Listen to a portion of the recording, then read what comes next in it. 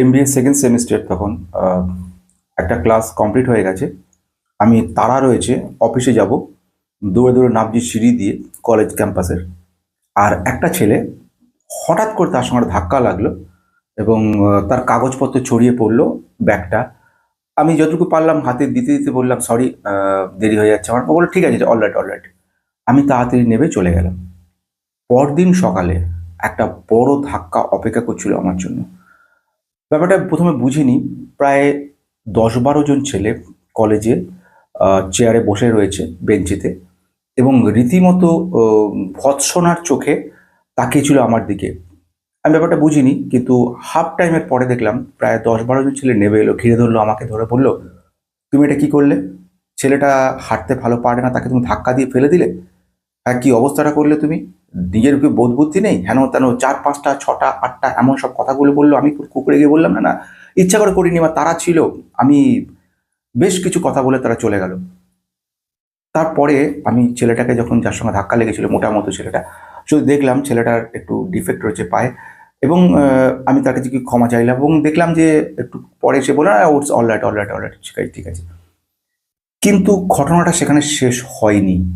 পরের দিনও দেখলাম আরও 2-3টে ছেলে কলেজে আমার কাছে এসে এরকমভাবে একটু ভৎসনার কথা বলে গেল যে একটা এরকম অসুস্থ ছেলে, এরকম পায়ে প্রবলেম রয়েছে, তাকে ধাক্কা দিয়ে ফেলে দিলে, খুব বাজে কাজ করেছো, এটা এটা খুব বাজে হয়েছে। আমি বললাম, আমি তো ওই জন্য সরি চেয়ে নিয়েছি। তারপরে যে ঘটনাটা ঘটলো সেটা আরও সাংঘাতিক। প্রতিদিন যখনই আমি কলেজে যেতাম এবং পড়তে চেষ্টা করতাম, এমবিএ সেকেন্ড সেমিস্টার, বেশ কমপ্লিকেটেড কিছু পেপার রয়েছে, বোঝার চেষ্টা করতাম স্যারের কাছ থেকে, কিন্তু আমার মনোযোগটা সেই 10-12টা ছেলের দিকে বারবার চলে যেত। এবং দ্বিতীয় মনোযোগ আসতো ওই যে ছেলেটা ধাক্কা লেগেছিল অনিচ্ছাকৃতভাবে। তৃতীয় যে বড় ব্যাপারটা হলো, আমার মানে প্রত্যেকেরই দেখবে কলেজে যাওয়ার পরে একটা গ্রুপের সঙ্গে যুক্ত হয়ে যায়, নিজের পছন্দের গ্রুপ। 3-4টে ছেলে থাকে, ছেলে মেয়ে থাকে, তাদের মধ্যে আলোচনা হয় পড়াশোনা নিয়ে। আমারও একটা গ্রুপ হয়ে গেছিলো এই 6 মাসের মধ্যে।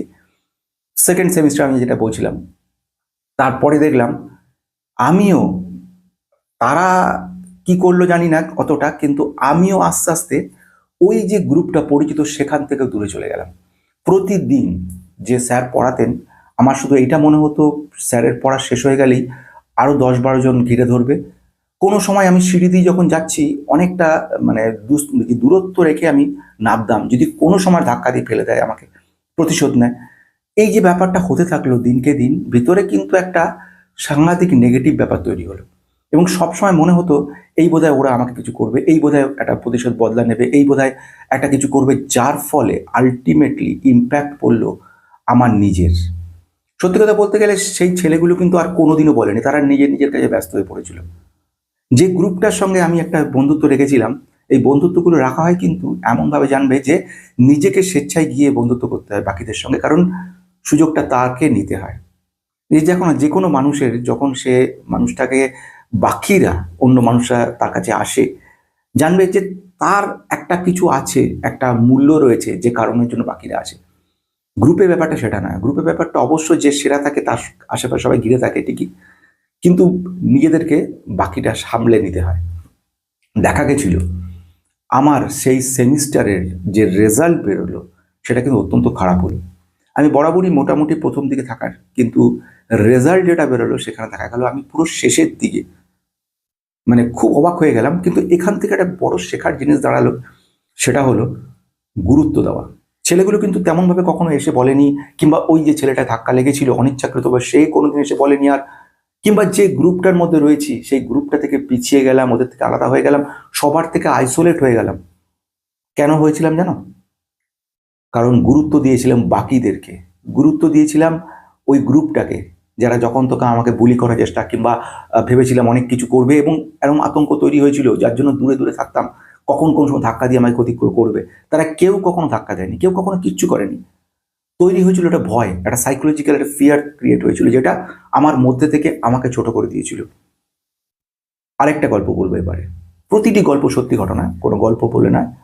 এই ঘটনাটা ঘটেছিল অনেক পরে, এই সময়ে প্রায় 10-12 বছর পরের ঘটনা। এই সময় দিয়ে ঘটনা হয়েছিল যে একজন ভদ্রলোক, ছেলে বলা ভালো, অল্প বয়সে, কত হবে, 30 বছরের মধ্যে হয় বয়স, তখন আমার কাছে এসেছিল, আমার কাছ থেকে কতগুলো স্টকের নাম জেনে গেছিল, এবং সেগুলো সে ইনভেস্ট করেছিল, আমার পোর্টফোলিও অ্যানালাইসিস ব্যাপার দেখেছিল। অনেক দিন পরে যখন তার আরেকবার তার সঙ্গে দেখা হয়েছিল, বছর দেড়েক তারপরে, তখন তার কাছে অদ্ভুত একটা কথা শুনলাম। সে বলছে যে স্টকগুলো আমি বলেছিলাম তার মধ্যে 2-3টে স্টক সে রাখেইনি, সেগুলোকে রাখতো, তাহলে সেই সময় তার রিটার্ন কিন্তু অনেক ভালো হতো। না রাখার কারণ ছিল ওদের পাড়াতে একটা ছেলে, এবং সেই ছেলেটার বক্তব্য ছিল যে এখানে রাখিস না, দেখেছিস তো মার্কেটের অবস্থা কোথায় গিয়ে পড়ছে, কি হবে, তুই সব থেকে ভালো ব্যাংকে ফিক্সড কর। ছেলেটা তার সব টাকাগুলোকে নিয়ে ব্যাংকে ফিক্সড করেছিল। তার রেজাল্ট কি সেটা তো তোমরা ভালো করে জানো, কিন্তু যেটা সব থেকে বড় এই দুটো গল্পের মধ্যে রয়েছে সেটা কি জিনিস জানো? গুরুত্ব। এই যে গুরুত্ব দেওয়া, কাকে গুরুত্ব দেব, কতটা গুরুত্ব দেব, গুরুত্বপূর্ণ কে, এটাই সব থেকে বড় প্রশ্ন কিন্তু রয়ে গেছে। আমরা এই সাধারণ মানুষরা সবসময় কিন্তু কোনো না কোনো জিনিসকে বেশি গুরুত্ব দিয়ে ফেলি। কাকে গুরুত্ব দিচ্ছি, কতটা গুরুত্ব দিচ্ছি, কতটা গুরুত্বপূর্ণ সেটা কিন্তু বুঝতে হবে। তোমার প্রায়োরিটি কি সেটাকে কিন্তু তোমাকে ঠিক করতে হবে। তুমি কোথায় যাবে, কতটা উন্নতি করবে, কিভাবে এগোবে, পূর্ণভাবে দায়ী থাকছো তুমি। কেন এই কথাটা আবার বলছি, সেই ব্যাপারটা গুরুত্বটা বোঝার চেষ্টা করো, সেটা সবচেয়ে গুরুত্বপূর্ণ। আমরা কিন্তু টোটালি ডিপেন্ডেন্ট হয়ে পড়ি আমাদের নিজস্ব কেরিয়ার, আমাদের নিজস্ব ভবিষ্যৎ, আমাদের নিজস্ব স্বপ্ন, সেগুলো সম্পূর্ণ ডাইভার্টেড হয় বাকিদের জন্য। আমরা কখনো গুরুত্ব দিই লোকে কি বলবে, আমরা গুরুত্ব দিই অমুকে কি বলবে, লোক গুরুত্ব দিই গুরুজনেরা কি বলবে। সমস্ত গুরুত্বগুলো তৈরি হয় অন্যের উপর বেস করে, কিন্তু কখনো নিজের গুরুত্ব নিজেকে দেওয়া, নিজের ভালো নিজেকে বলা এবং সম্পূর্ণ স্ট্রেটভাবে না বলা কোনো কাজের ক্ষেত্রে, এটা কিন্তু খুব জরুরি। আজও বহু মানুষ এই ভুলটা করে, এবং এইটাই বক্তব্য। আমার চ্যানেলে জুড়ে যেসব ভিডিওগুলো রয়েছে, এই টোটালটা কিন্তু কোনো চ্যানেল নয়, এটা একটা লাইব্রেরি। এই লাইব্রেরির মধ্যে দেখতে পারবে কত অসংখ্য গুরুত্বপূর্ণ সমস্ত ভিডিওগুলো রয়েছে, যে ভিডিওগুলো কিন্তু তোমার জীবন বদলে দিতে পারে। আজকে যে ঘটনাটা বললাম, এই ঘটনাটা থেকে শিক্ষণীয় জিনিস 4টে ভালো করে মনে রাখার চেষ্টা করো। প্রথম ঘটনা, কাকে গুরুত্ব দেবে, কতটুকু গুরুত্ব দেবে, গুরুত্বের মধ্যে কে কে রয়েছে, কতটুকু গুরুত্ব সেখানে কাজে লাগতে পারে, বিষয়গুলো কিন্তু ভাবতে হবে। একটা অসৎসঙ্গ, একদল বন্ধু তোমাকে ডাইভার্ট করে দিল তোমার চিন্তা ভাবনাটাকে, সঙ্গে সঙ্গে সেখানে তারা গুরুত্ব পেয়ে গেল, অথচ গুরুত্বটা পেল একটা অসৎ উদ্দেশ্যে। তারা তাদের উদ্দেশ্যে তোমার কাছে গুরুত্বপূর্ণ হয়ে উঠলো, এবং তাদের স্বার্থ চরিতার্থ করে তারা চলে গেল, তুমি কিন্তু মুক্ত হয়ে পড়ে গেলে তোমার জীবন নিয়ে।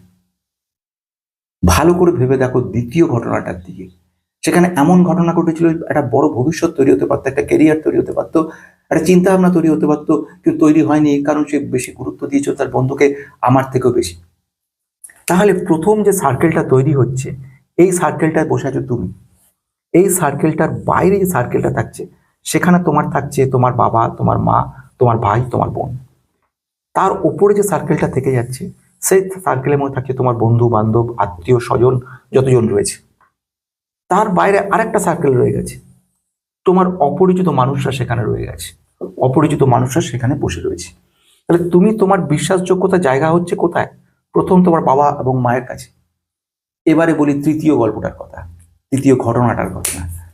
এই যে তুমি মনে করে নিচ্ছ তোমার বাবা মা, এখানেই বলি একটা গুরুত্বপূর্ণ পয়েন্ট। দারুণ সুন্দর গল্পগুলো দেখো, একটা একটা এরকম বলে যাচ্ছি, অজস্র ঘটনার মধ্যে একটি ঘটনা। আমি আজ থেকে প্রায় 14-15 বছর আগে, প্রথম দিকের ঘটনা, তখন ম্যানেজমেন্ট কমপ্লিট করার পরে স্টক মার্কেটে আসা, এবং সে সময় কাজ চলছে। আগে আগে পিছনে একজনের কথা বলতে এলাম, একটা মেয়ে, অল্প বয়সী মেয়ে, এসে প্রথমে সে ইতস্ত করছিল, তারপরে এখনকার দিনে মেয়েরা যেরকম ফরওয়ার্ড দেখেছি, তারা এসেই এইটা ওটা লাগবে অ্যানালিসিস করছে, পড়াশোনা করছে। তখন একদম প্রথম দিকে একটু দ্বিধা দ্বন্দ্ব নিয়ে মেয়েটা এসেছিল, বাঙালি, এবং এসে আমার কাছে বললো, দাদা আমি একটা কিছু স্টক কিনে স্টক মার্কেটে আমি উন্নতি করতে চাইছি, কারণ আমার মনে হয়েছে যে এটা ভালো। তো আমি তো বললাম খুব ভালো কথা, ঠিক আছে, তাহলে তুমি একটা কাজ করো, আমি কিছু বলে দিচ্ছি, আমি তোমার কতগুলো স্টক সেগুলো তুমি কেনো, যেহেতু প্রথম তুমি, আমি তোমাকে রিস্ক স্টক একেবারেই দেবো না, লার্জ ক্যাপ কিছু স্টক আমি তোমাকে বলে দিচ্ছি, সেগুলো তুমি নাও, নিয়ে সেগুলো থেকে তুমি কাজ করো, ইনভেস্ট করো অল্প বিস্তর, তুমি কি কাজ করো, বয়স কত, মাইনে কি পাও, কি তোমার ইনকাম কী রয়েছে, যেরকম আমি প্রত্যেককে জিজ্ঞেস করি সেরকম সমস্ত জিজ্ঞেস করেছি। জিজ্ঞেস করার পরে তো ইনভেস্টমেন্ট সে মেয়েটা করলো, এবং এইটুকু জানলাম প্রায় মাস 2-3 পরে এলো, খুব সাধুবাদ জানালো। আরেকবারও দেখলাম এলে এলো এসে বেশ ভালো কথাই আমাকে শুনিয়ে বললো যে ঠিক আছে, কিন্তু রিস্ক এখন দেখুন কতটা পড়ে গেছে মার্কেটে। আমি যেরকম বলি যে এটা তো থাকবেই, ওঠা পড়া থাকবে, সুতরাং এর ধৈর্য তো থাকতে হবে, ধৈর্যটা সবচেয়ে বড় জিনিস। তারপরে আর কোনো যোগাযোগ নেই। একটু উৎসাহী হয়ে উঠলাম, প্রথম দিকে এরা সব আমার ক্লায়েন্ট, তো ন্যাচারালি উৎসাহটা থাকবেই। তো আমি সেই জন্য একবার ফোন করেছিলাম ওনার কন্ট্রাক্ট নাম্বার নিয়ে, যে আপনি তাহলে ওই এখন রিটার্নটা তো ভালোই দিচ্ছে। তো তার উত্তরে তিনি বললেন অদ্ভুত কথা, সেটাই এই গল্পের মূল কথা। সেটা হচ্ছে যে আমি স্টক মার্কেটে কিছু রাখবো না, এবং রাখিনি, সব সেল করে দিয়েছি, কিছু লসে সেল করেছি। আমি এখন খুব অবাক হয়ে জিজ্ঞেস করলাম যে আপনি যে লসে সেল করেছেন কেন, মানে কি কারণ হঠাৎ করে? তার উত্তরে বললো তার বাবা মা, তার বাবা রীতিমতো রেগে রয়েছে, এবং কেন এই মার্কেটে এলো, কার পরামর্শে এলো, এবং এটসেট্রা এটসেট্রা, বকাঝকা, কষ্টের টাকা এভাবে নষ্ট করতে নিয়ে, আমরা আমাদের কষ্টের টাকা নষ্ট করে নিয়ে এভাবে ওড়ানোর কোনো মানে হয় না, এর থেকে খেতিস জেতিস কাজে লাগতো, এরপর তোর বিয়ে দিয়ে দেবো, এটসেট্রা এটসেট্রা সব। কিন্তু প্রশ্ন কিন্তু সব থেকে বড় রয়ে গেল বাবা মা। এইখানে কিন্তু গুরুত্বটা কিরকম পরিবর্তন হলো দেখো, তৃতীয় গল্পের মধ্যে থেকে শিখলাম আর নতুন জিনিস। তোমার বাবা মা অত্যন্ত শিক্ষিত, অত্যন্ত ভদ্র, অত্যন্ত ডিপেন্ডেবল হতে পারো তুমি তার উপরে, কিন্তু সব জিনিসে সে যে জানবেই বুঝবেই এমন কোনো মানে নেই। যে তোমার কাছের রয়ে গেছে তোমার বাবা এবং মা, তারা প্র্যাকটিক্যাল লাইফ দেখেছেন, জগতে সব কিছু দেখেছেন, কিন্তু স্টক মার্কেট তারা কিন্তু সব কিছু দেখেননি, কারণ সে সময় স্টক মার্কেট সত্যি জুয়া বলেই পরিচিত ছিল। কিন্তু পরবর্তীকালে দেখা গেছে অ্যানালিসিস করে এটা জুয়া নয়, যদি লং টার্ম ধৈর্য ধরে রাখা যায়, অজস্র হাজার হাজার মানুষ ইনভেস্টেড হচ্ছেন, এবং এখানে ইনভেস্ট থেকে কিছু না করে হলেও অন্তত ব্যাংকের ফিক্সড থেকে বেশি হচ্ছে, এইটুকু বলা যায়। তাহলে এনারা কিন্তু জানতেন না, তার মানে নলেজটা ডিপেন্ড করতে হচ্ছে কার ওপরে? এই তোমাকে ডিপেন্ড করতে হচ্ছে সম্পূর্ণ অপরিচিত একটা মানুষ, আমি, আমার ওপরে। কেন ডিপেন্ড করতে হচ্ছে? প্রায়োরিটি এখানে কিন্তু তুমি বেশি দিচ্ছ, এখানে P1 হচ্ছে, এবার এখানে P4 P5 হচ্ছে, তাহলে P2 P3 কি? সেটা হচ্ছে তোমার কোনো আত্মীয় হতে পারে, কিংবা তোমার কোনো বন্ধু যে অলরেডি এ ব্যাপারে এক্সপিরিয়েন্স, এরকম কোনো একজন বন্ধু, সে তোমার 3 এবং P4 হতে পারে, কিন্তু P1 হয়ে গেল এ। এই যে আমি P1 হলাম, এখানে আবার আরেক কন্ট্রাডিকশন আসছে, আমার উপর ডিপেন্ডেন্ট কতটা পার্সেন্ট হওয়া যেতে পারে। এখানে আরেকটা গল্প চলে আসছে, অজস্র ঘটনাগুলো, গল্প নয়, এও আরেক ঘটনা। মনে আছে আমার ক্লায়েন্ট এই ইউটিউবেরই, উনি আমাকে ফার্স্টে ফোন করেছিলেন, এবং ফোন করে অদ্ভুত প্রশ্ন করলেন। ফোন করে বলছে যে আপনাকে কতটা ভরসা করা যেতে পারে। তা আমি বললাম দেখুন ম্যাডাম, আমি কতটা ভরসাযোগ্য সেটা তো কোনো রকম মার্কস নেই, বা এমন কিছু আমার কাছে নেই যেটা দিয়ে আমি প্রমাণ করাবো যে কতটা ভরসা করা যায়। আর এই মার্কেটে কেউ কাউকে ভরসা করতে পারে না, সো ন্যাচারালি সেইভাবে দেখতে গেলে তো ভরসার জায়গাটা শূন্য। কিন্তু সেখানে প্রশ্ন চলে আসছে এই জায়গাতে যে কি করে ডিপেন্ডেন্ট হবে। তার উপর সবচেয়ে বড় ঘটনা হচ্ছে 3টে পয়েন্টকে দিয়ে, লক্ষ্য রাখো। 1 নাম্বার হচ্ছে এইখানে আমি রয়েছি, এখানে আমার মতো একজন রয়েছে, এখানে আমার মতো একজন রয়েছে, 3 জন রয়েছে। এবারে সিলেকশন জায়গাটা, প্রায়োরিটির জায়গাটা তৈরি করবে কিন্তু কে? তুমি নিজে। তুমি ঠিক ডিসাইড করবে যে কোনটা ঠিক কোনটা ভুল, কাকে নেওয়া উচিত কাকে নেওয়া উচিত না। এখানে তোমার প্যারামিটার যেগুলো লাগবে সেইগুলো হচ্ছে, প্রথম তোমার বিহেভিয়ারাল প্যারামিটার, অর্থাৎ তুমি যার সঙ্গে ইন্টারাক্ট করবে, যার উপর ডিপেন্ডেন্ট হবে, তার পারিপার্শ্বিক জগৎটা কেমন, অর্থাৎ তার রেপুটেশন কেমন। Number 1 reputation জানছো। নাম্বার 2 তার রেজাল্ট, সে কত বছর ধরে কাজ করে গেছে এবং সে রিটার্ন কি দিতে পারছে। নাম্বার 3 আলটিমেটলি তার সঙ্গে তোমার বন্ডিংটা মিলছে কিনা, অর্থাৎ আমাদের একটা ওয়েব লেংথে কথা বলি, এই যে আমি আমার লেংথে কথা বলছি, তুমি বসে ওখানে শুনছো এবং তুমি এখনো বন্ধ করোনি বা স্ক্রল করে যাওনি, তার কারণ হচ্ছে তোমার সঙ্গে একটা বন্ডিং এখনো পর্যন্ত চলছে। আমার পিছনে কোনো অ্যানিমেশন নেই, আমার সঙ্গে কোনো অ্যানিমেটেড ভিডিও বানাচ্ছি না, আমি এমন কিছু করছি না যার মধ্যে থেকে কোনো আর্টিফিশিয়াল ইন্টেলিজেন্সকে নিয়ে আসছি না। সিম্পল একটা মানুষ সামান্য কিছু জ্ঞান নিয়ে ক্যামেরার সামনে বসে 2-4টে কথা বলছে, কিন্তু তুমি কিন্তু সেটা সত্ত্বেও দাঁড়িয়ে রয়েছো, কারণ ওয়েব লেংথে ম্যাচ করে যাচ্ছে। তাহলে এই 3টে পয়েন্ট যেখানে তোমার সঙ্গে ম্যাচ করবে সেখানে তুমি কাজ করবে। তাহলে সব থেকে বড় প্রায়োরিটি কে দাঁড়ালো এখানে? সবচেয়ে বেশি গুরুত্ব কাকে দেব? নিজেকে। সেদিন যখন কলেজে যে ঘটনাটা ঘটলো, যদি আমি গুরুত্বটা নিজেকে দিতাম, অতগুলো লোক, অতগুলো ছেলে, মুস্কো ছেলে, তাদেরকে গুরুত্ব না দিতাম, যদি যে ছেলেটার সঙ্গে ধাক্কা লাগলো তাকে বেশি গুরুত্ব না দিতাম, এমনকি আমার যে পরিচিত যে জগৎটা, যাদের সঙ্গে আমি একটা গ্রুপ তৈরি করেছিলাম, তাদের থেকেও দূরে চলে গেলাম, কারণ আমি গুরুত্ব দিয়েছিলাম ওদেরকে। তাহলে এটা হলো। এবার আসবো এর নেক্সট পয়েন্টের দিকে। এটাও খুব মজার বিষয়। দেখো, এটা হোক, কিন্তু এই গল্পটা যেটা বলতে চলেছি, এই গল্পটা কিন্তু একদম রিয়েল গল্প। নাম বলবো না। তাদের একজন এখানে রয়েছে, হাজব্যান্ড এখানে রয়েছেন, ওয়াইফ নেই এখানে। কারণ আমি বলছি, ঘটনাটা সূত্রপাত হয়েছিল অনেক বছর আগের কথা, নাম সময় বলবো না। কিন্তু এটা বলবো যে এই গুরুত্বটা, অর্থাৎ স্ত্রীর গুরুত্ব দিয়েছিলেন নিজের স্বামীকে ছেড়ে পারিপার্শ্বিক জগতের দিকে। মানে এটা খুলে বলাটা উচিত হবে কিনা বলে এত আমতা আমতা করছি, কিছুটা বলা দরকার, না হলে তোমরা ব্যাপারটাকে গুরুত্ব দেবে না এবং অনেক কিছু শেখাটা থেকে দূরে চলে যাবে।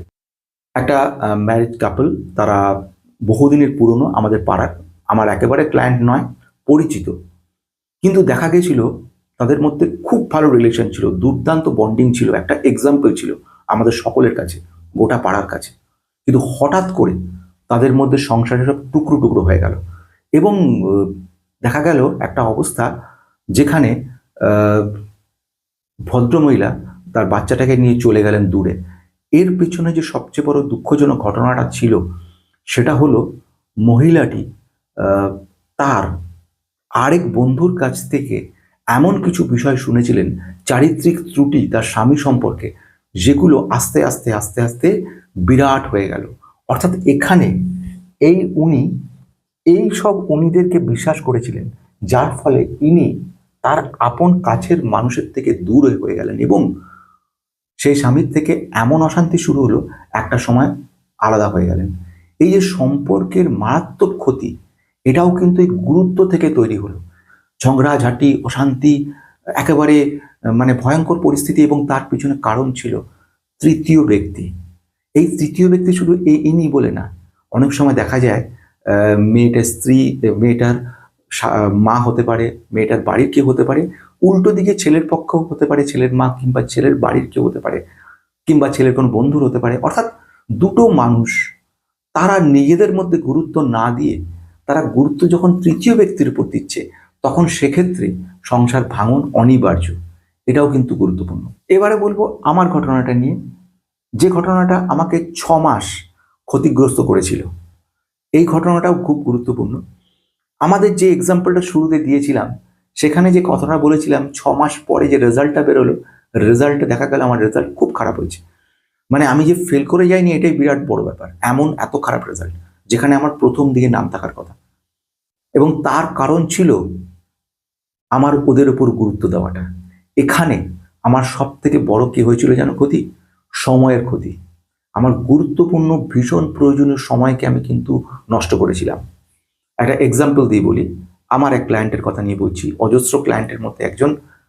তিনি এই যে ঘটনাটা ঘটেছিল, সেই মহিলাটার কথা নিয়ে, বা আরেকজনের কথা, অজস্র রয়েছে এরকম, যারা গুরুত্ব দিয়েছিল নিজের কাছের লোককে, কিংবা গুরুত্ব দিয়েছিল নিজের বন্ধুকে, যার ফলে তারা কিন্তু আটকে গেছিল। এখানে একজনের কথা বলবো, এই চ্যানেলে আছে, নাম বলবো না। ওর এক খুব বিশ্বস্ত বন্ধুর সঙ্গে যোগাযোগ ছিল। সেই বন্ধুটা ওকে ডিম্যাট অ্যাকাউন্ট খুলে দিয়েছিল। এগুলো আমি পরে জেনেছি। ডিম্যাট অ্যাকাউন্ট খুলেছিল, নিজের ইচ্ছা মতো কিছু স্টককে রাখতে বাধ্য করেছিল। এইগুলো রাখ, এটা রাখ, ওটা রাখ। ওর ভিতরে ভিতরে বিক্ষুব্ধ হয়ে উঠছিল, কিন্তু গুরুত্ব দিয়েছিল বন্ধুকে। লসে চলে গেল, গোটা পোর্টফোলিও শুধু লস, জিরো, অনেক কিছু লস। এবার তখন তার বাঁধ ভাঙলো। শেষ অবস্থায় এই যে সময়টা সে নষ্ট করলো, প্রায় 2 বছর। তারপরে আমাকে একদিন মেল করলো, স্যার আপনার সঙ্গে খুব গুরুত্বপূর্ণ কথা আছে। আমি কি মেলে? আমি বললাম মেলে বলো, না হলে সময় নিয়ে কথা বলার। মেলে ও লিখলো, আমার এক বন্ধু এটসেট্রা সব এই ঘটনাগুলো বললো।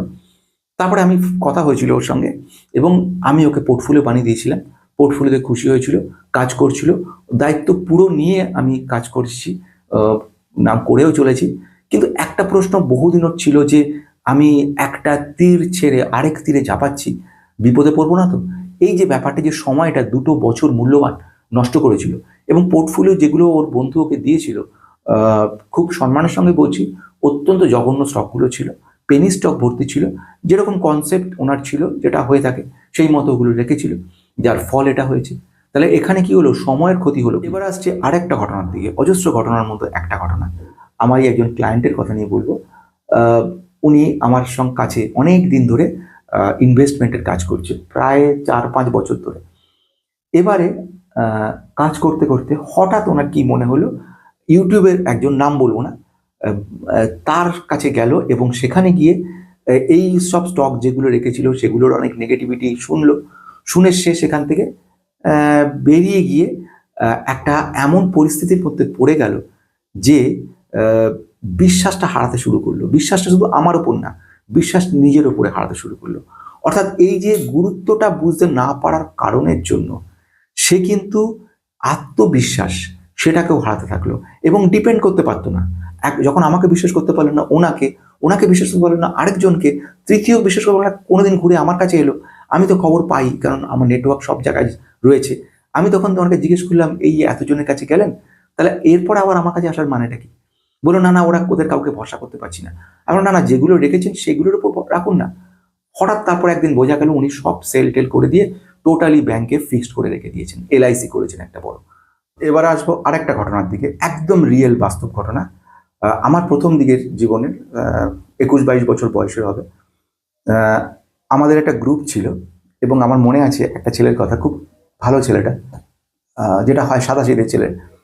ওই গ্রুপের মধ্যে ওকে আমরা সবাই তখন চাকরি, জাস্ট হায়ার সেকেন্ডারি পাস হয়েছে, পরীক্ষা তৈরি হচ্ছে, তখন বিএসআরবি বোর্ড বলে একটা বোর্ড ছিল, এবং কলকাতাতে রাসবিহারী 212 নম্বর রাসবিহারী রেভিনিউ, সেখানে এদের একটা জায়গা ছিল।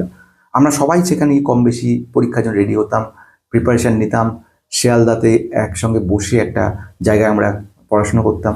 একটা দিন ছিল সেসব আমাদের। তো ঘটনা কি, সেখানে যখন দেখতাম, একটা জিনিস দেখেছিলাম, আমাদের বন্ধুকে 3-4 জন বন্ধু মিলে বেশ বলেছিল, দেখ তুই একটা কাজ কর, তুই তোর তো কম্পিটিটিভ এক্সাম ভালোই করিস, তুই চাকরির জন্য রেডি হ, ব্যবসা রিস্ক নিস না, রিস্ক নেওয়া খুব প্রবলেম। আমরা এই মতো তৈরি করা হয়েছিল, এবং আমার মনে আছে ছেলেটা শেষ পর্যন্ত কোনো কিছু পায়নি, মানে প্রাইভেট কোম্পানিতে চাকরি করছিল, শেষ খবর পেলাম, সামান্য মাইনে, কিছুই ওর হলো না, না সরকারি চাকরি না প্রাইভেট।